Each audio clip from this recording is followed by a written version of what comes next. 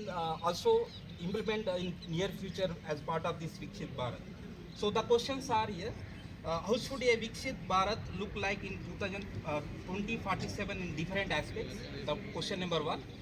And second question is, what do we need to do to reach this goal? The second question. And third question, what can you do as an individual and an institute to make Vikshit Bharat at the rate 2047 possible? So these are the three questions we are having here now. So the members can suggest and give the suitable suggestions. Second question we are having, what do we need to do to reach this goal? Whatever we had in the first question. And the third one, what can you do to make Vikshit Bharat 2047 possible? To make India in 2047 progress, we need skilled labor, skilled people. Though we are having technology, but we are not able to execute that technology. We are lacking in skilled manpower. So skilled manpower is first and foremost priority we should have. Let us say, I'll give an example. We are constructing this mega hospital G+4. But we don't have the equipment, we don't have the skilled manpower. So we need skilled manpower. We want to develop some bridge, some masterpiece. So obviously we are lacking skill. In our labs, you see, we don't have manpower. Even just one fuse gets off and we don't have the power. Everything is stopped. Yes. So skilled manpower is first and foremost to reach any height. Yes. So that is our suggestion, and also as an NIT faculty member, we should focus on this. Yes. When it comes this relate pertains to the first question. So obviously we need to have the suggestion for the third question. So as an individual and as an institute, so how can we overcome this whatever? That's what select the manpower who are skilled. We have to train them. We may need to send them outside Yes, sir. India because overall in India we lack in those terms. Maybe we may need to send them outside, get them trained. Yes, sir. We can start such courses here at NIT Srinagar. Yes. So you are saying that thank you, sir. Another is that industry people, they think they are more of theoretical, and so they, for example, from the engineering background, if we have even a chief engineer, what he will be instructing or what he will be conveying to the bureaucrats who make the decisions is that they are more of theoretical and they don't know about the practical problems, etc. So they also don't come forward. They think they don't know the field applicability and the practical problem.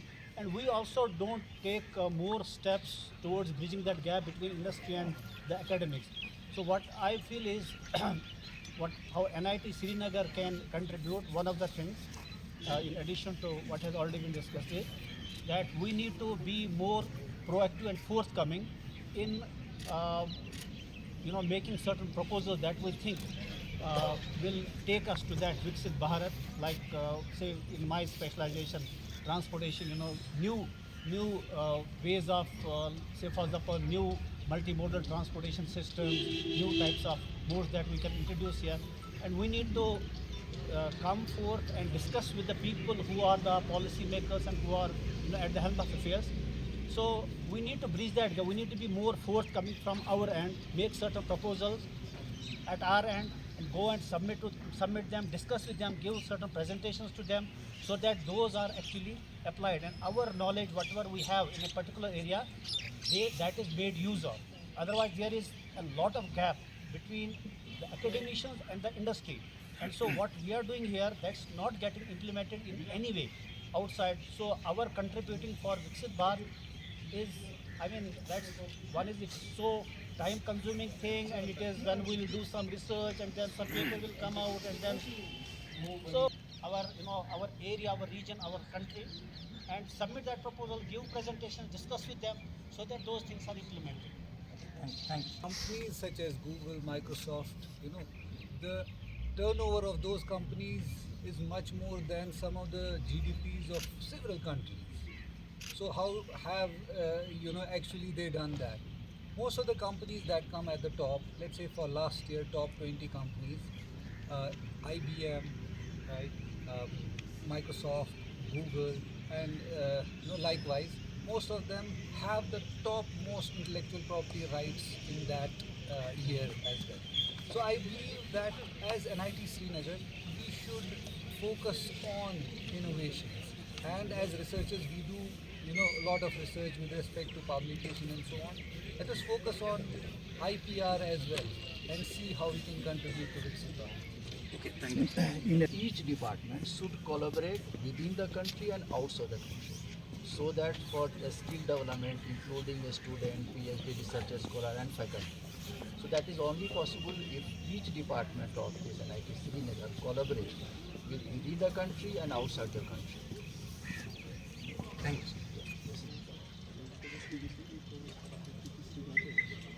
This is Vikshit. We have been building their houses and how we have been living their lives.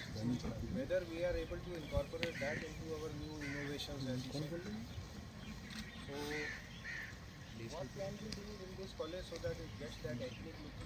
So we try to, people of this land, they had much more wisdom than I have today. So for last 10,000 years, the things they have been doing, the ways they have been constructing their roads, the ways they have been constructing their houses. So I think we should take something from them, the local materials which are available, and we should incorporate in our campus so that when somebody comes here, we should feel that they give that that ethnic look. We don't have to be like the like a European city. Everything should not be like that. Some parts of those ethnic, maybe ethnic architecture should also be there on the country. So that is my question. Of course, innovation, research is our prime importance, but I'd like to add to the aspect of social responsibility to this, because as an educational institution, it is our responsibility to instill a sense of social responsibility amongst our staff as well as our students who are going out and becoming responsible citizens of a country. So, in addition to that portion, I would like to add that this would be an important facet where we should try to work more strenuously so that students or our alumni who go out are better representatives of this institute and the country as well. What Dr. Mehta has already said, but in a different trajectory, sort of. I mean, we are more about technology and all. So, how can we basically associate or collaborate with the local industry? Like every city has their own industry, sort of thing. So, Kashmir also has its own local industry. It could be it could be in different areas.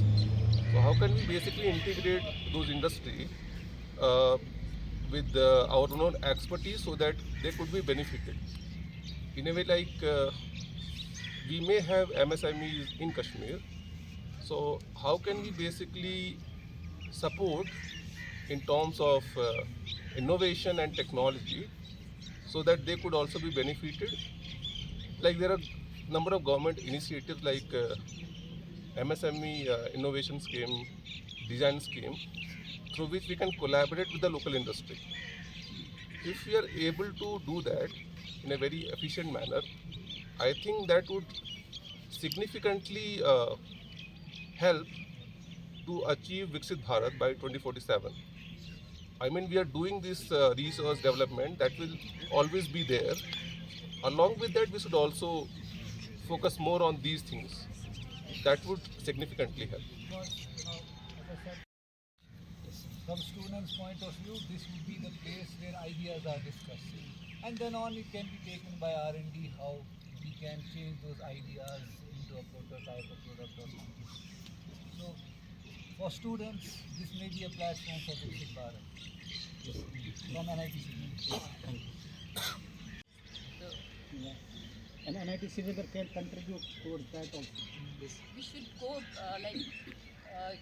outside the college to see the moral obligation, that to see how the people are there, in what state they are, because they are poor people. They don't know how to go for the education of the girls especially.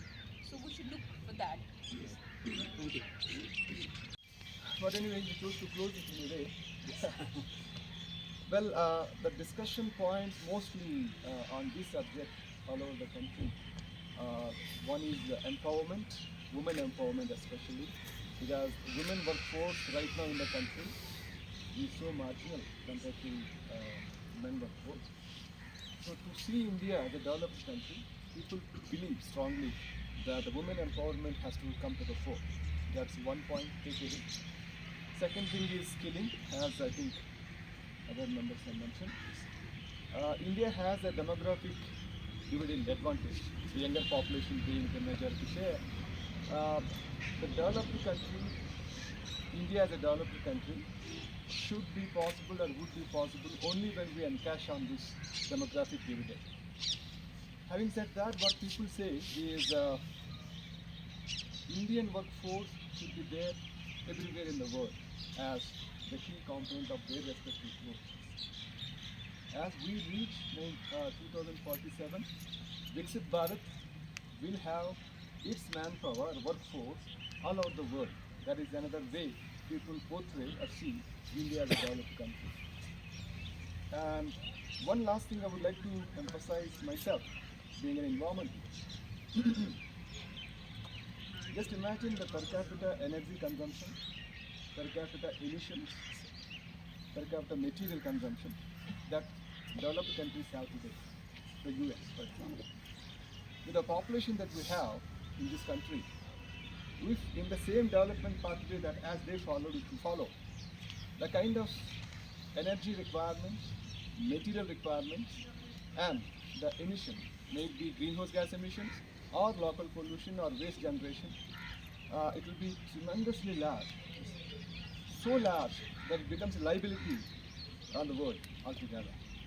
So we don't have a choice but to be a developed country at the same time sustainable country as well, sustainable pathways, sustainable livelihoods. I would like to see India as a developed country in a more sustainable way. Unless we do that, India being a developed country will be a liability on the world, much bigger liability than the US or than the Europe altogether. So these are the few things that makes round when we talk about Vikshit Bharat. And another more important thing is the Gini coefficient. I don't know how many of you are aware of that, which basically explains the difference between the rich and the poor. Any developing country, as it develops into a developed country, there is an increasing divide of those two. And that's not good for the society. The cost of that on the society is tremendously large. So another thought people do share on a regular basis is see that the growth is inclusive, so that the gap between the rich and the poor doesn't widen as we get into development pathways. Any developed country, take Japan, take Korea, even China to some extent, though it is still not there completely, there is a golden period during which the growth becomes really rapid. And most of the economists in the country and some economists in the world also believe that India has reached that particular point of golden period. And that's what is Vikshit Bharat will talk about. So during this time, the economic growth is supposed to be 8+. The rapid economic growth has so many implications along with advantages. And in the process of India becoming a developed country, I think those disadvantages of rapidness in economic growth have to be carefully wrapped. I think these are the important points people do talk about, so I thought I would be here. Yeah, thank you so much for the opportunity. Actively participating in this session, and I like to extend my thanks to our Honorable Director Sir Sudhakar for his valuable time and valuable suggestions in this as part of this Vikshit Bharat, and all the participants who have given their valuable suggestions in this, and all the audience for actively participating in this session. Thank you.